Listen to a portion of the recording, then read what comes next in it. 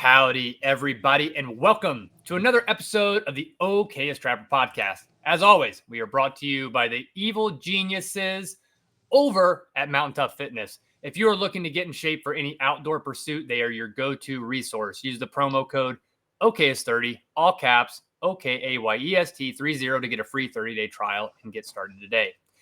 Now, my guest today is someone that I have been looking forward to chatting with for some time now. He is a true Renaissance man who is a maker of all things. He started out as a farrier and has since worked his way into membership status with the World Championship blacksmith, hand forging everything from axes to beautiful long spring traps. He's also a hunter, outdoorsman, husband, and father. Joining us by way of the side of the road, as you can hear in Oregon, Riley Kirkpatrick. Welcome to the show. Thanks, man. I appreciate you asking me. Do you have a really good list of people that you've talked to before? So it's kind of crazy to even be somewhat on that list. So I appreciate it. Well, I mean, you're being humble. I think everybody in the outdoor industry, whether it be the maker side, hunting side, does tend to be extremely humble. You've made a lot of waves. I've been following you for some time, and I'm excited to chit chat. And on that note, I started following you on social media, just some of the cool and amazing things that you've made. And for people listening, pause here, go follow him on social media, take a look before we start chatting today. But one of the reasons I initially wanted to chat with you is you essentially hand forged a long spring trap. But before we get to that, can you recount the first time that you personally were ever exposed to trapping? Yeah. So I was a kid, and my grandparents had two big lions hanging on their wall, and both those lions were trapped. It was a tom and a female lion. And so my grandpa, he was my mom's stepdad, and he's an older guy. So he was born in 1903, and he came over via wagon from, I think it was Nebraska. And they lived in a tent on the beach while his dad was gold mining, trying to make a living over here. And so my grandpa was a very old-timey man, and his best friend was the government trapper for the area. And so that was my first exposure, was a guy named Tom Shepard. Tom was the trapper of the area, and he was just kind of the really Renaissance-y type, he was the old guy. He was the mountain man of the area. He had dogs that he ran and he trapped. That was his whole life, was keeping predators in check. And my dad also had a friend when I was a kid, and that guy is now one of my best friends. We called him Trapper, and Trapper would come out of the woods once a year and he'd come and just come and sleep on everybody's couches for a little bit. And he had a whole comforter made of bobcat bellies. And so Mark, Trapper would come and spend the night. Man, I would just love listening to his stories. He was making a living at that time, living in the woods, trapping beavers and running his dogs. And so it was I had these two guys that I was exposed to very young, that they were trappers. They were actual outdoorsmen. It's funny. A lot of the people I have on the show, I unfortunately was not exposed to trappers as a young child, but people who were, it always seems like they're these larger than life characters. Oh, yeah. And for you, what was that impact? Did that make you want to trap? Did you ever get an opportunity to go out on a trap line with any of them? Or was it always kind of that lore and just storytelling that captured you? Yeah, it was definitely just storytelling at that time. It was, my dad was a commercial crab fisherman. So my dad would be gone for pretty much all year. He was on the ocean. And so it wasn't a lot of time to go with those guys or anything like that. And then when we went hunting and stuff as a kid, my dad was a road hunter, man. It was I got a lot of these stories and stuff, but then my own personal experience didn't start happening until I was old enough to start going on my own. So yeah, I didn't get to go with these guys or anything at that time when I was a kid. It was just always seeing the after stuff and then hearing their stories. Wow. I mean, that's still cool though. That's got to be such a motivator for, even if you grew up road hunting, but did that start to impact you when you did get a little older and you had the opportunity to go out on your own? Did those memories kind of make you want to strike out and do something beyond the side of the road as it related to hunting and trapping? Oh yeah. Yeah. It was, like I started duck hunting a lot. Like duck hunting was my first thing that I started getting into on my own because it was close and we could get dropped off from our parents and go. And so once we got our own vehicles and we realized that we could just start driving around and going hunting on our own, we started changing how we hunted and everything. And it wasn't until after I got a business going and everything else, I like had enough money that I was like, now is then when I want to get into trapping. I've always wanted to do this. It was always interesting. Like even reading like where the red fern grows, and him talking about catching raccoons with the log traps and stuff and nails. It was just like, the guys are so crafty, and it's just like they really knew the outdoors. So once I finally had enough money and a little bit of time, that's when I started picking up trapping. Cool. Well, to touch back on like education and getting a business started, let's put a pin on the starting a trap line. We'll come back to that because I definitely want to hear about your first, forays into the trapping world and replicating those stories of Trapper Mark and others.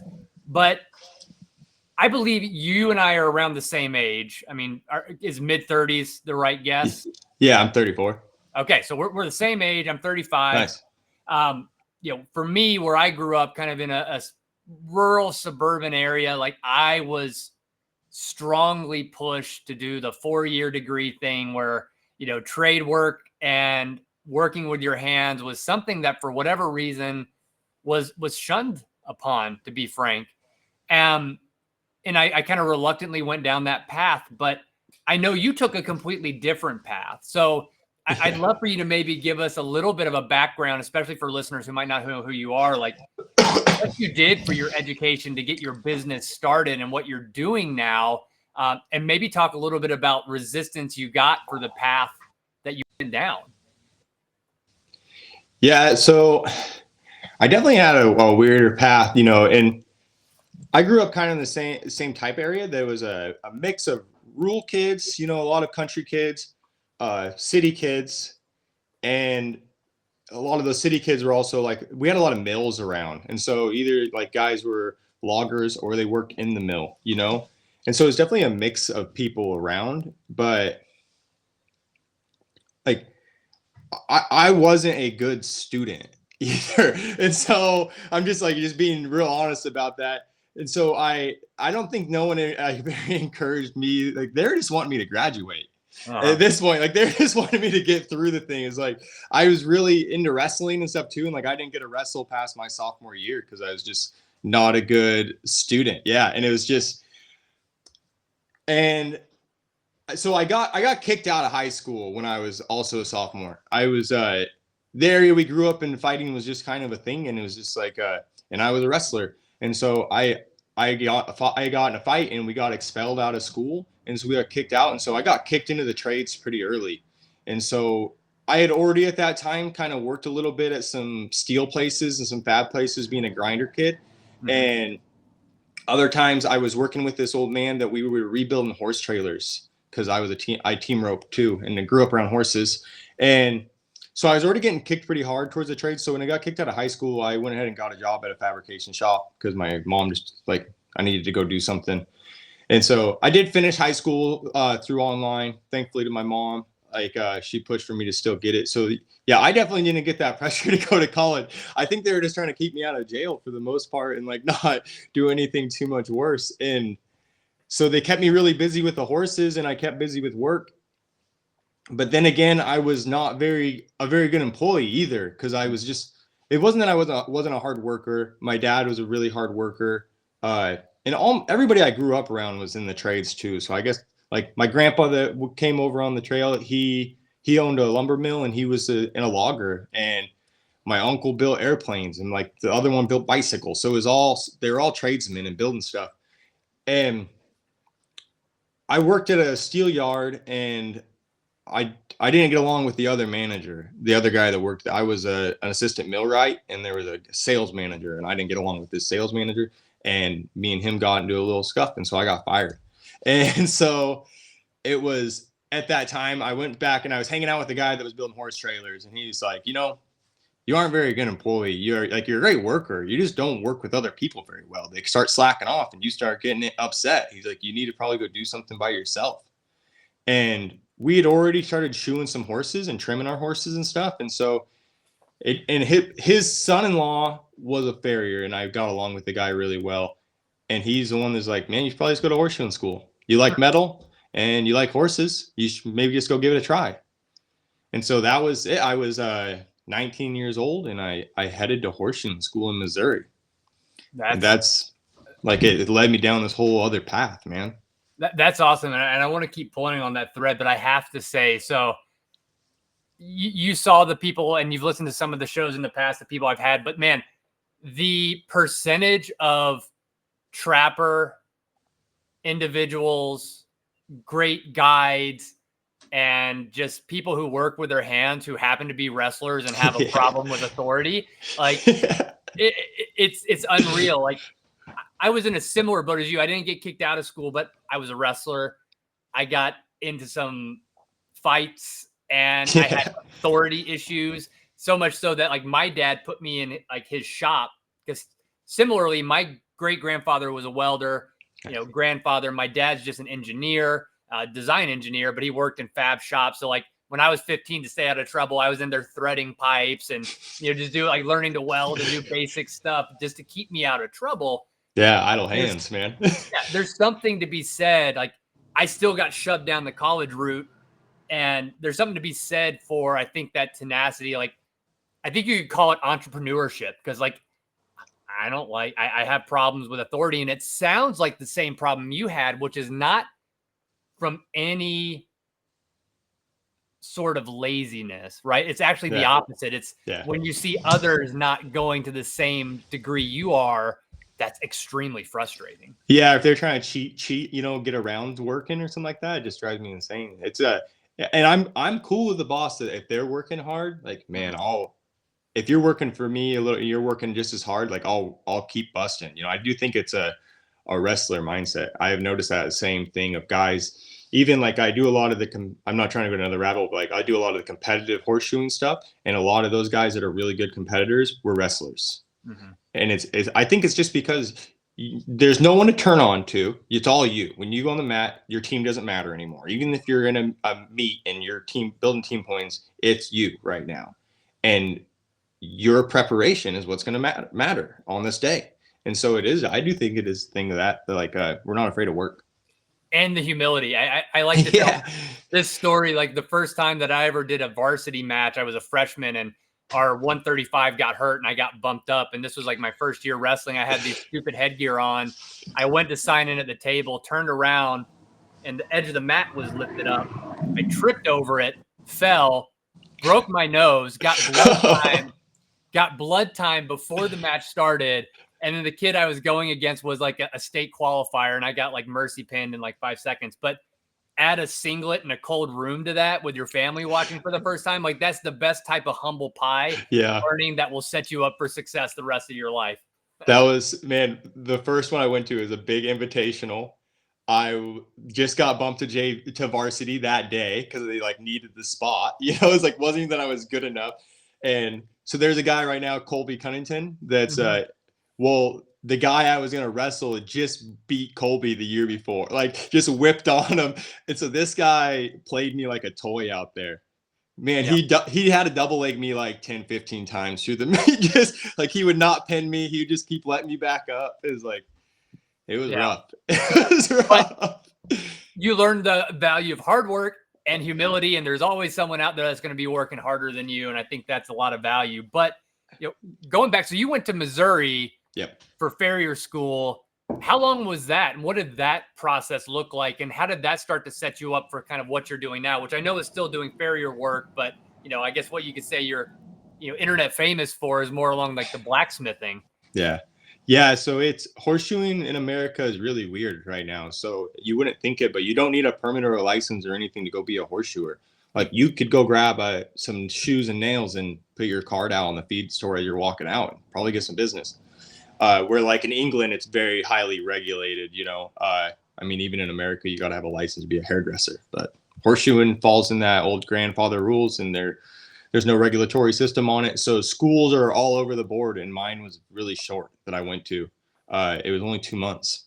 You go there for 2 months, and then they kind of send you home. At best, you're like you're an educated helper at that point, you know. But I got lucky and I chose a school that was very traditional, and they make a very big point on the basics and learning how to forge. And before that, I had never even seen a forge lit. Like, I had seen anvils and stuff in the metal shops, but I'd never seen anybody like shape a shoe hot or any metal really hot. And my whole entire mind was fabrication. It was like, if you needed to do something, cut and bend and weld, you know, it had nothing to do with forging.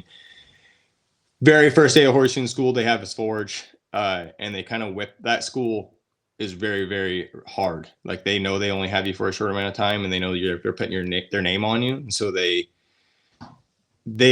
made a big deal about forging. And so it definitely like just changed my whole entire mindset and my course after then.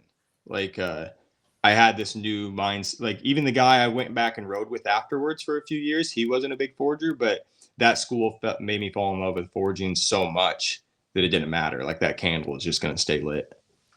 And what is it about that? Because, you know, my knuckle dragger understanding of a forge is like, take metal, put it in a hot fire, smack it with a hammer, versus, like you said, the kind of traditional fabrication, which is what I'm learning now, which is bend metal, weld it, grind it. Like, what was it about? And correct me on, like, maybe modern forging is a little bit more, you know, technologically advanced than what I have in my mind of just fire, stick, pound it with a hammer. Maybe it's not. But like, what was it about that approach that like spoke to you and made you want to continue down that path versus maybe something else? I think a lot of it too is that it's just so simple looking. You know, you look at a horseshoe and you're like, well, that's not much to it, right? But then you start trying to make a horseshoe and you're like, this is so hard to just make my hands do what my mind is wanting to do. And it's the same thing as trapping, man. It's like, it's a little bit of a pilgrimage.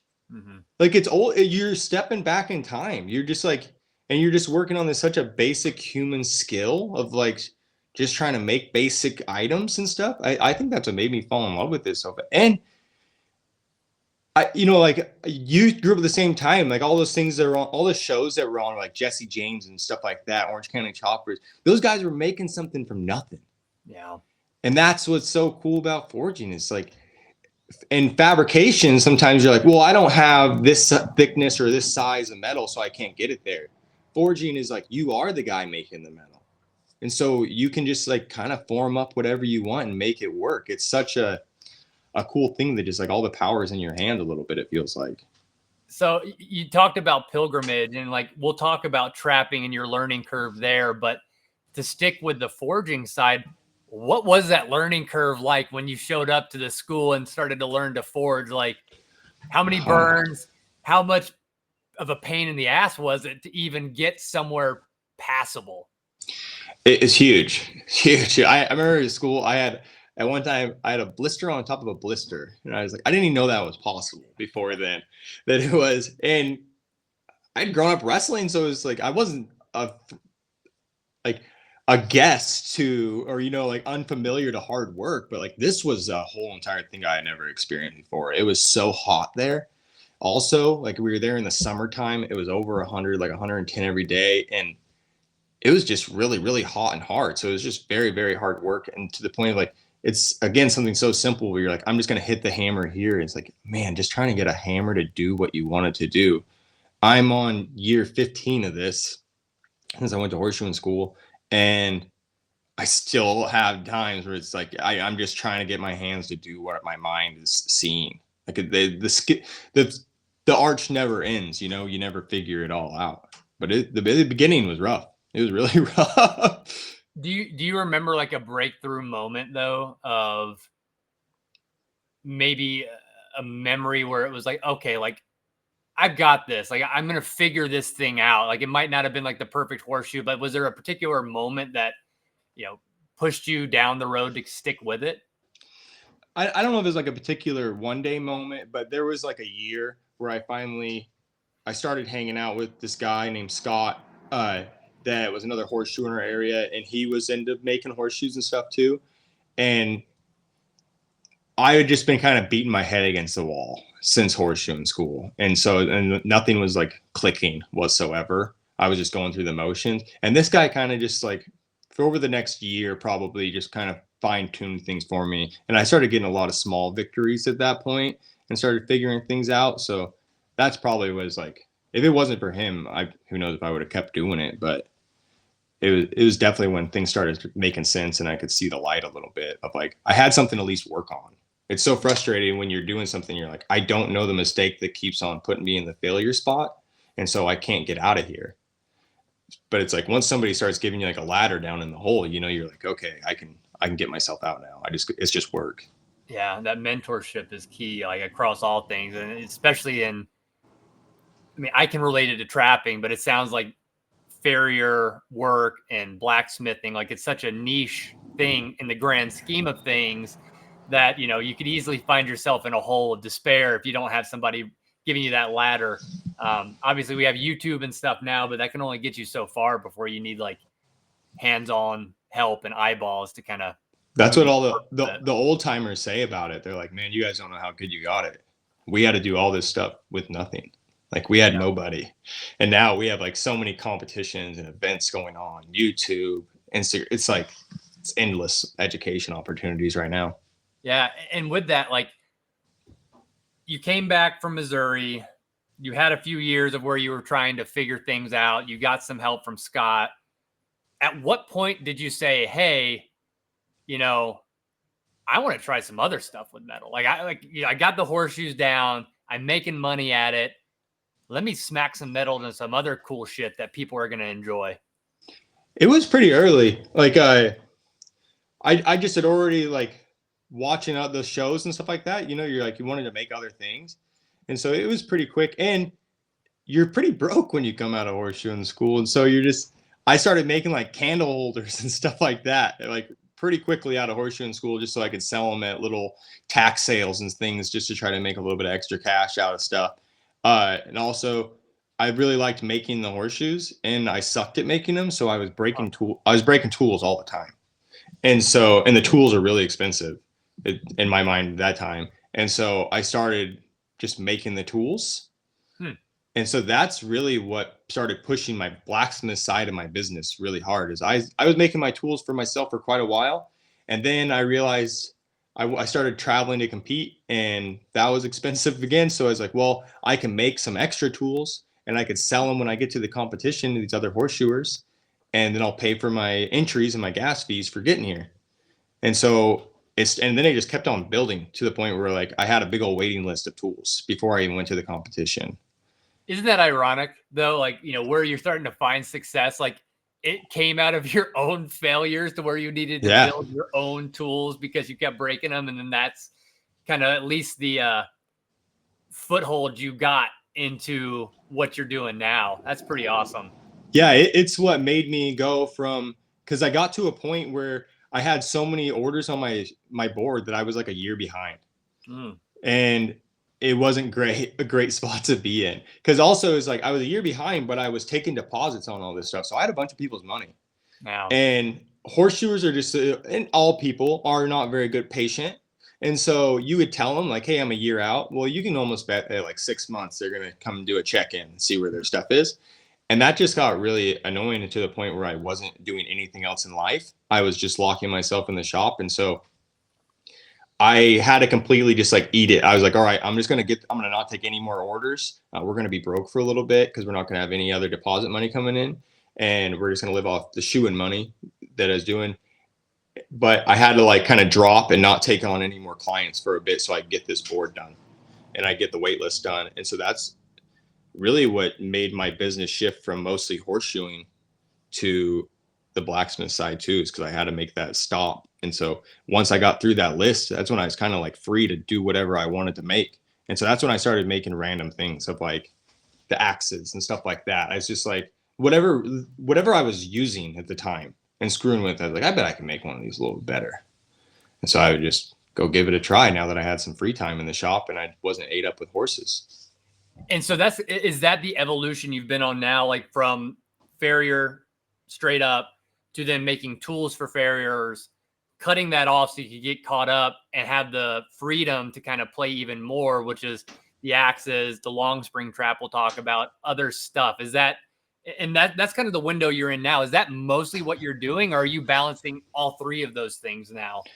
So it was about 2020. I almost stopped making. I slowly stopped making less and less horseshoeing tools.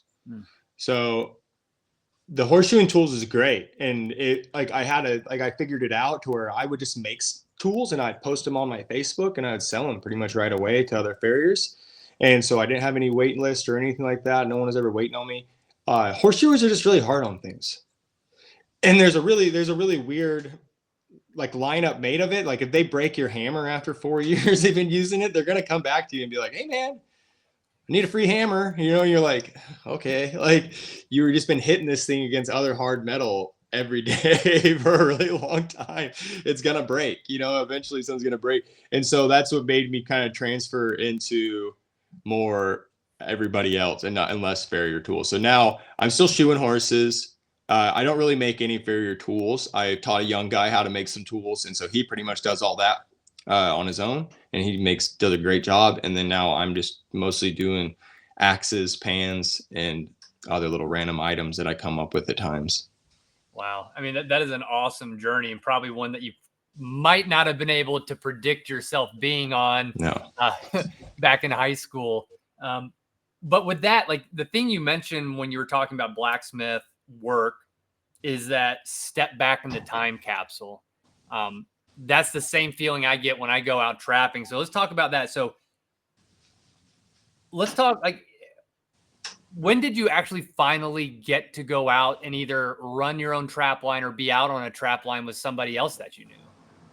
So we had moved from, we lived in a couple crappy houses after shoeing school, and we ended up moving out to this house that we're out now. And it's on 100 acres. And the owner of the place is just not around.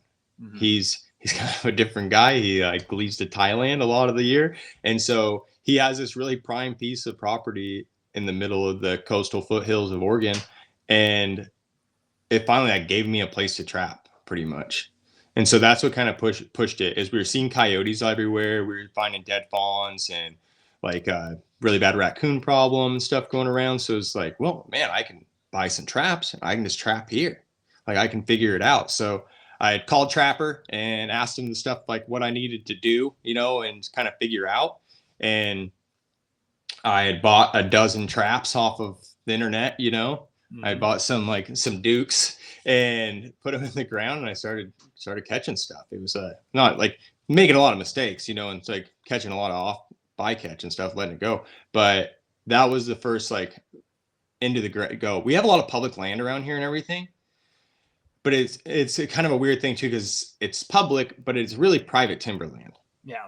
And a lot of these private timberlands on it, right? There's yep. logging rights that go there, and yep. the trapping laws on public land in Oregon are also very stringent too. So it's probably a twofer on the problems that you run into. Well, and a lot of these guys too, these timber companies, are trying to stay out of a lot of BS and a lot of drama. So these antis will come to them with all these demands, and they're like, "Hey, if we can get you guys to shut up, all we got to do is say that people can't trap on our properties. Easy peasy." So a lot of these places just don't allow trapping. So you almost have to have a farmer or find a chunk of actual public or BLM that's decent and start trapping. But no, this place that we moved on to gave me the open door to go ahead and start trapping some and be able to work the trap line efficiently. So what was, probably the feeling that you had when you finally knocked a horseshoe in the right shape? What was your feeling when you walked up on your first coyote that had been killing fawns on that property you're staying on feel like? It's kind of surreal, because it definitely didn't happen day one. So I think it was almost a month in of nothing, or traps that have been pulled out, or misses, they rolled in them or something. So you got hair in the trap. It was probably almost a month till it's so you start walking kind of with your head down and not thinking you're going to see anything. And I remember we have a lot of reprod around here and stuff like that, and overgrown Christmas trees. And that's where that trap that I caught the first coyote in, and he was way sucked back up underneath that tree. So I didn't even see him at first.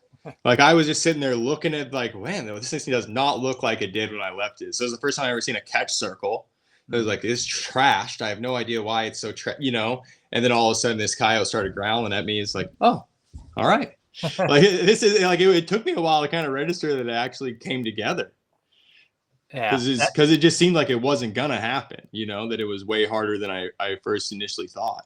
Yeah, that was my experience, but with a fox, my first foray into trapping, where it took like a month and a half, and I realized how much smarter these canines are than me. At the point, like you get to a point of dejection where you're like, all right, I guess I'm going to check my trap line now, and you're expecting it to be empty. And I'm sure probably even when you saw that catch circle and didn't see the coyote kind of tucked up under there, you're like, well, I probably screwed this up, right? That might have been your first thought, but yeah, you hear that growl, and then reality sets in. And yeah, what did you feel in that moment? Like, was it fear or was it excitement or both? I was excited.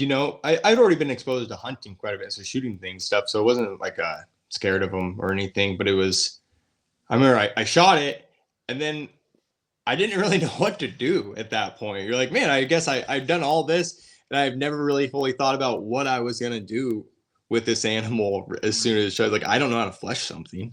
Like I can get it skinned kind of, but like I didn't really fully know how. So I remember like same thing. I was just on the phone with Mark. Like, what do I do with this thing first? Like how? And like looking back, I did such a bad job on that thing because he was so tangled up with blackberry thorns and everything else, just matted inside of him. That's like I was poking holes in him all over the place trying to flesh him because I didn't clean him good enough beforehand. It's just it was a wake up call pretty quick. Like. I had probably two different thoughts. Mindsets are going of like, oh, this is easy a little bit now. It's like, I'm going to start catching some. Mm-hmm. And of like, oh, I have no freaking idea how to do the back half. Mm-hmm. Like the whole arguably the harder half. Oh, way harder half. Yeah, way hard. Yeah, definitely. Especially where we live it's moist. Everything it never dries out here. So you're like battling, trying to get these hides dry somewhere, and it was really, really hard. So when you did that, one of the questions I like to ask, like, what's the biggest mistake you've made in the fur shed? And it sounds like not brushing out like the cockleburs and the thorns, so you're like punching a hole. But is there anything else like from those first few skinning processes, the first few coyotes and other critters and raccoons you were able to catch, like anything stick out on the biggest mistake just from the fur handling? I think biggest one was not cleaning them before good enough. And so like now we like it's muddy and blackberry bushy around here. So like I clean them in a bucket with shampoo and conditioner before I even flesh them, like they get very, very cleaned out till the bucket has clean water in it and I can't feel anything in there. But definitely cleaning them good enough. And it's not just like a quick hang and done, like good hides get flipped, and everything, and they get taken care of throughout the process. It's not, you don't just hang them up and leave them. So that was probably my biggest learning was like, check in on them every day pretty much throughout the process. Don't forget them on the board. Mm-hmm. Like I made each one of those mistakes of, you find out that you left them on the board too long when you can't get one off a board and you split it. Yep. Yeah. And they're not paper dry and they rip up there. But that's part of the process. I'm sure there is the converse exact thing that happened to you in your blacksmithing career. I don't know what the equal would be in that world, but people often, trappers who've been trapping their whole lives will oftentimes be like, I can't believe you didn't know that. Or like, for your sake, it's like, I can't believe you would trap and not know what to do on the back half. It's like, well, that's kind of BS. Like, you got to learn. Like, you probably had an idea. You hunt, you know how to skin stuff, like you said, but not when you get a knife on the fur, do you realize the delta and difference between hunting and trapping and what it takes to take care of a fur bearer versus a meat animal? Well, exactly. So like when you're skinning a deer, you don't care about the hide. It can have some knife cuts in it. It can have little slashes. It's okay. But when you're skinning something for fur, you can't. It has to be nice. Like it's a completely different deal. And horseshoeing and blacking the same. Horseshoeing's weird, man. We're taking metal and we're nailing it on a live horse. There's blood in that foot. Mm-hmm. We have about 1/8 of an inch line that we get a nail into. Not a lot of margin. And so it's like, man, horseshoeing, you bleed them. Yeah. Like they're hurt. Like, and you get fired. It's definitely made those mistakes on that end too. But it's like, it's the same thing. People, I'm sure there's old horseshoers that think it's crazy that you ever bled one, but man, you gotta learn somehow, Yeah, and it's like, it does suck that sometimes it's at the, the hide might get lost, it might get trashed, but it's kind of just paying tuition at some point. it really is. And I think, the further we get away, which is why I appreciate the work that you're doing from the blacksmith side and for trappers as well. Like, we're not so far removed in time from when, if a blacksmith weren't around in the 1800s, then there would have been no beaver boom because there would have been no traps to catch them. Yeah. Yep. And I think it's a very interesting path for you because you've gone down this kind of, I'll call it like a historic profession, but now you're also trapping. And those things were so tightly coupled back in the 1800s and through the 1900s, before you had stamped steel, that you didn't have one without the other. So like, my next question for you is like, at what point in the process of your like budding trapping career did you look at maybe one of those Duke traps, like a 4-coil spring or a long spring, and be like, well, shit, I could stamp that out and make one of those myself? Pretty early. I just kind of have that mindset already anyways of things of like, especially at this point, like if it's something fairly simple metal wise, and people almost expect it, like they'll see that you're trapping. They're like, oh, when are you going to make a long spring?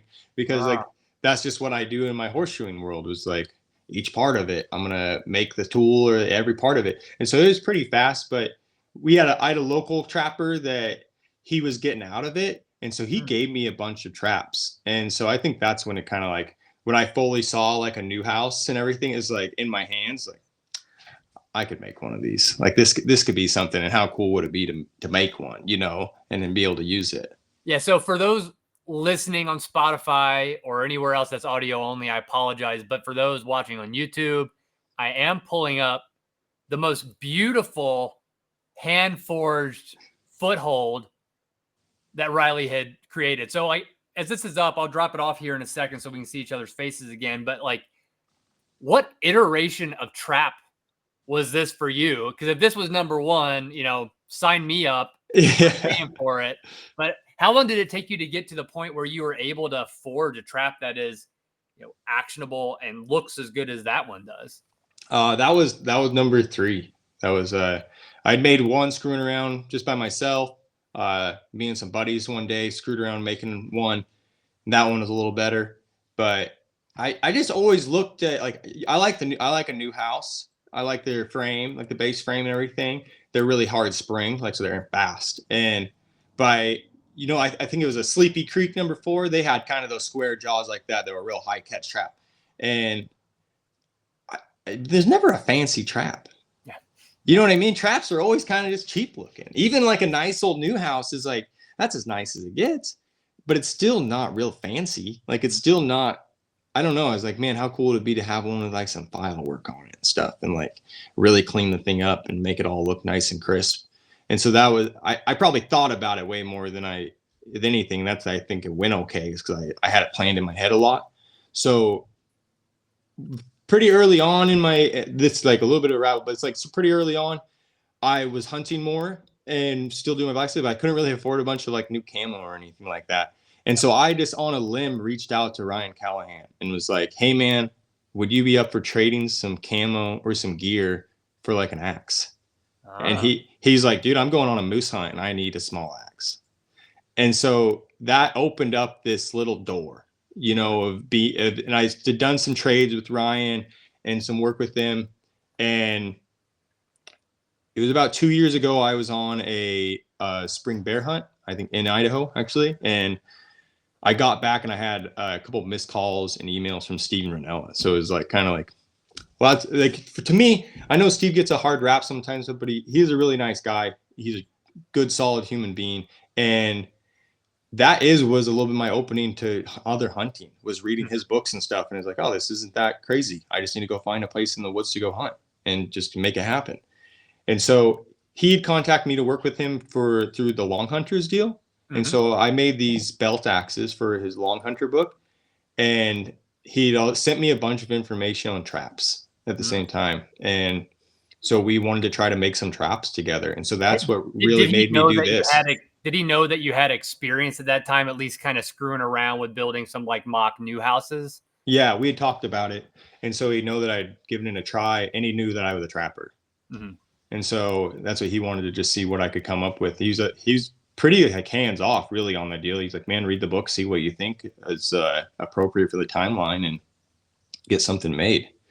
And so that trap that I made is kind of like the first prototype of what we're going to be making, but that one's more tailored to a legal cat trap here, so I can use it and see how it works, you know? Yeah, man, that is awesome. And I myself, being an adult onset hunter and trapper, like I would be an absolute liar if I said that, the Steve Ranellas, even the Cam Hanes of the world were not a huge inspiration for me to get into it. And I know a lot of people bristle at it for whatever reason, but they can screw off because it's the reality. Yeah. Like, like there's a window of exposure that people who aren't coming from the trapping world and hunting world can get. Yeah. And they're putting an image out there that is frankly really good, like Meat Eater, the Long Hunters. It resonates, right? And again, maybe within the community, you spend more time, you're like, whatever. But they're great guys. I've run into them at different points in different shows, and everyone that I've ever met and shook hands with has been just a fantastic human being, like you would hope and expect. Yeah, and I've gotten to talk to Steve not around, like I was on the phone where he's not having to like, there's no obligations or anything he's trying to, and he's still the same person. But it is like, I think everybody would be pretty hard to say is like trapping would not be as well known right now by the average everyday person if it was not for Steve Ranella putting beaver trapping and cat trapping and wolf trapping on their channels. Yep. So it is something that is very like they put a good light. I don't care if you think that they leave some stuff out or whatever, but it's like it's a pretty good light for us, really. Yeah, and what a great opportunity for you too. I mean, I'm sure that was it was just probably a great hat tip to what you've been working on for so long, and especially like coming out of like starting to trap yourself too. I mean, what a better way to meld your skill set and passion with another budding passion and admiration for a third group who's doing some great stuff for the outdoor industry anyways. Like that's pretty dang cool, man. It's cool. And it's cool that I thought it was cool. They could choose anybody. Really, like they could just have some overseas place make a trap and put their name on it, or make an axe and put their name on it. It'd be a lot cheaper. Yeah. A lot cheaper and a lot quicker. And they don't. They chose somebody that, and like he chose somebody like, I think it's kind of in the whole entire making world, it's good if someone actually does the things that they're making. Mm-hmm. And that's what I tried to like stay around. So I thought it was cool they chose somebody that was actually out there trapping some. Yeah. And so the one that's a cat legal trap, has it been in the dirt yet, or is that going to be this coming fall? That'll be this coming fall. Yeah, I'll put that thing in. I got a really good set that on our place that I've caught a lot of bobcats in. So it's like it'll go in the honey hole of the spot and hopefully catch the nice one, Yeah, man. Isn't it cool though to think, and I'm going to put myself on the list because I want to trap at some point from you, and to think like whether it's in like some antique shop in 2090 or the year 3000, or somebody's out walking around coastal mountain Oregon and kicks over like this kind of rusty thing and gets out a wire brush, and just like you can find a new house from the 1800s, and it's just such a cool bespoke thing that ties you back to history. Does that excite you at all about that potential? Yeah, I get a kick out of it all the time. Like I'll literally be making something I think of like, man, this could be like 2 grandkids away from this guy. We'll find this in grandpa's shed, this axe in grandpa's shed, and be like, and trying to like Google my name or something to see who made this thing, just like if one of us did. And it has been like something I've wanted to do for a long time, is to take something into like Antique Roadshow and see if they would date it wrong. That's like, because like just like use all the old techniques that they use to date things and like see if you could trick them. I think it'd be pretty cool. But no, I definitely take the heirloom side of things very seriously. I try to make something that is still gonna excite somebody way down the line and kind of I'm not big on like the whole legacy thing. Like, I don't care what if my daughter keeps this business going or anything like that. It could die with me. I'm cool with that. But man, it'd be really cool if my items live on and keep getting used and keep making memories with people. Well, that's the great thing about it. Everybody here knows that my day profession outside of trapping is in the tech world. And somebody mentioned a phrase to me and I've completely stolen and adopted it. Like, I am making digital dust. None of it matters. It doesn't. Like, it will go away at some point. They're like, whether it's a podcast, whether it's a software product that someone uses, it is just digital dust. Whereas the things you make with your hand, like these traps that I have that have been handed down or that I found or purchased that are hundreds of years old, like steel and these things, they have longevity. And that's something that you at least know on your deathbed, like it's going to outlive you in whatever form. Like even if it gets melted down, it will outlive you. And my work product today will not. And that's why I'm trying to rectify some of that in my own life. Your podcast will, though. I think that's what's cool about a podcast, man. Even if somebody doesn't go back and listen to it, they might have like got just a chunk out of it and it's living on in their head and they tell it to somebody else. Now it's living on in that person's head. Like, it's storytelling, and it's modern day storytelling where it's the only way to get to people. So I think the podcasts make a pretty big difference. I think they're kind of I have a farrier podcast of my own, and that's the only reason we do it, is to just trying to get these people down on record. Yeah, that's a good point. I'll take that one. I still, the digital world though, like it could be in my mind just completely erased, right? Like it could. Somebody hits the reset button and someone drops a nuke, podcast is going to be gone. But I know that new house or that Riley Kirkpatrick square jaw trap's going to be still in the dirt that someone can find, even if they have 3 legs and 4 eyes. Be able to see it even clearer. Another question that I have for you, and this is for people who are interested in following their passion. There's a lot of people out there like me who might have gotten pushed down the college career path that are now, especially in our world today, like not necessarily second guessing it, but exploring other passions, whether that's gardening, homemaking, working with wood, steel, whatever. What would you say to somebody who wants to maybe pursue their passion that's off the path from their current profession? Just start. I think people think about things too much. They build it up so big in their head that they're so afraid to just begin on something. So I think a lot of it's like, and I get a lot of people messaging me kind of the same exact thing. And I know it just seems like a simple answer, but it's like, you just kind of got to begin. Yeah. And you're going to start finding some directions to go. You might end up somewhere just like myself, not where you thought you were going to, like, where you launched off and you thought you were going to, like, I thought I was just going to be a horseshoer. I'm not fully just a horseshoer anymore. And so it's like, but you don't know that until you just start. You got to start. And don't think that you need all these. We live in a very a world where products are getting pushed on people pretty hard. Build your skills. Don't buy things. Go get experiences. Go get a hold of the person that you've been watching doing the thing that you want to do, and go see if you can spend a day with them or something. And if it's going to cost you, it's going to cost you a little bit. That'll be better than a new tool, a new drill press or something like that, is a couple days in the shop with this person that can lead you the way. It's the same thing of like, man, if you wanted to learn a new area to hunt, hiring a guide is not a bad idea, because they can show you all the years of knowledge really quickly. And so if you're going to begin something, I'd begin like that. I would just be working on my skill sets as much as I possibly can, just getting knowledge in my head. Those things can never really go away. That, and understand this is not going to be overnight. I think a lot of people even can look at just my Instagram or something and be like, oh, you haven't been doing this very long. I've been doing this for a long time, and it took a long time to start getting noticed on things and to start selling things very, very easy. That takes a while. It's not going to happen overnight. So give yourself some grace. And there's going to be times where you feel like, if it wasn't for my wife, I probably would have quit. There's many times where I was like, this isn't working out. I'm going to quit. I'm going to sell my stuff. I'm going to go get a job as a welder. I can get a job as a millwright tomorrow. But I'm glad I stuck with it, so just know there's going to be a lot of downtimes, and there's going to be but the highs will make up for it. So just start and be ready for a battle.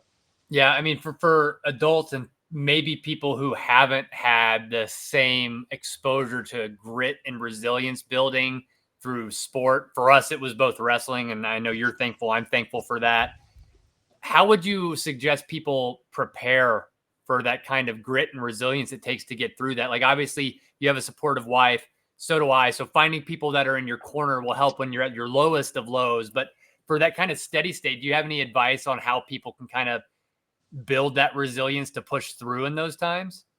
Take the little victories too. Like sometimes when it's like everything's really built up, go do the thing that it's like a confidence builder that you can do or can sell. You don't keep beating your head against the wall.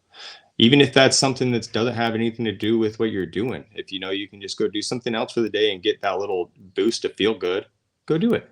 Yeah, that dopamine hit helps. Like I'm in night welding school to try to figure out how to do stick welding better. And I was doing vertical welding and it was just going terrible. So I went back to those horizontal welds just to get that little bit of dopamine hit. Like, okay, I can still lay a beam. Yeah, exactly. But, exactly, man. You can't just keep on like doing the hard, like that's mentally taxing on yourself. And there's not many people that can like push through that. So, and I do think of like, it's not for everybody. I do think there's this thing in the world right now where like the market's so big that everybody can be an entrepreneur and everybody can do it. I do think it's a huge market. I do think there's room for a lot of people, but I don't think some people are good employees, and don't take that as a hit against yourself. Be a good employee, but it is a very hard road. So don't get too hard on yourself. You're not the only one that had the hard times. Yep. I think that's perfect. So I know we're kind of coming up on time. So I've got my kind of final two questions that I like to ask everybody. So what's the wildest thing you've ever encountered in the woods? You've had a lifetime kind of on in coastal Oregon. You've been around Trapper Mark and other trappers. You've been out trapping and hunting yourself. What's the wildest thing you've ever encountered? Man, it's we've had like multiple bump ins with animals. I've been running hounds for the last couple of years, and the trapping's taking a little bit of a backseat to that. Hounds they take up all your time. They are, and so we've had some bump ins with animals that have been pretty wild. But man, we got a lot of tweakers in our woods, like a lot of them, man. Like, and they aren't where you always think they're gonna be. Huh. And so there's been multiple times when we're driving into the woods, and you'll come up on like this lady that looks straight out of the delivery, just like a monster of a human being with eyes glowing, walking in the middle of the woods out of nowhere. And so it's like, yeah, we've had multiple bump ins with naked tweakers, them just like cars broke down, taken apart out in the middle of the woods. It's I pack a pistol when I'm hunting a lot, and it's not for any animals. Yeah. It's yeah. I would definitely say our tweakers are next level out here. Wow. Yeah, that's something that I'd take a coyote or a mountain lion over a tweaker any day. Yeah, me too, man. Me too. Last question. It's always a hypothetical that I like to end on. So, being an outdoorsman and a tradesman, would you rather lose your dominant hand, chopped off, cut off? We can go without the pain, but you're not going to have your dominant hand, and you can hunt and trap any species you want year round? Or would you rather be blind and have unlimited access to blacksmithing resources for free for the rest of your life? Oh, dude, take my hand. Yeah. Hunt and trap, anything you want. Yeah, and it's like, well, if I was blind, those blacksmithing resources are going to do very good. It's like one of my biggest fears, losing my eyes, and I can't see what I could have to want to do anymore. But yeah, I'm at the point right now. I really like shooting elk, and I like shooting deer. And spring bear. I like shooting bears, like spot and stalk. But my favorite thing to do out in the woods is running my dogs, and I would be completely cool if I never killed anything over them. That's awesome. So, man, if I could just run year round, I don't need my right hand. Yeah, there you go. Great. Charge with your left hand, become ambidextrous. But there you go. Riley, honestly, it was truly an honor. I've learned a lot. I'm very glad that we got to meet digitally, face to face. Where can people find more about your work? Maybe some of the traps that are going to be made for the Long Hunters program. just kind of plug anything that you have for folks that are listening. So I'm not very good at the whole internet world, but I got my Instagram is probably my most up to date and the thing that I'm on the most. So it's just Kirkpatrick Forge. I'm on Facebook at Riley Kirkpatrick, and I got a website, Kirkpatrick Forge, but that's all I got right now. Awesome. And then are those traps that are going to be made for the long hunters? Is that something that people would be able to purchase? And then if people want to purchase something from you, like, is that just going to your website and seeing what's available? Or are you taking orders? How does that work? So that's probably like the most frustrating thing people get at me about is I just make items that I want to make, and then I post them on my website. I usually do Saturdays at noon, and it's a drop, and usually things sell out fairly quickly. And so there's only just a limited amount of items. I don't really do any orders right now because I just like to have my free time as much as I can. The traps are something I'm going to be working with Steve, and so I'm pretty sure they're going to be sold through them. But that'll be sometime around when his Mountain Man book comes out. So they'll be paired up together. But yeah, I think we're going to do a dozen of them. Too cool. Well, those out listening, keep the eyes out so you can get one of those puppies. Riley, thanks again. I appreciate it. And for everybody listening, we'll catch you on another episode of the Okayest Trapper podcast.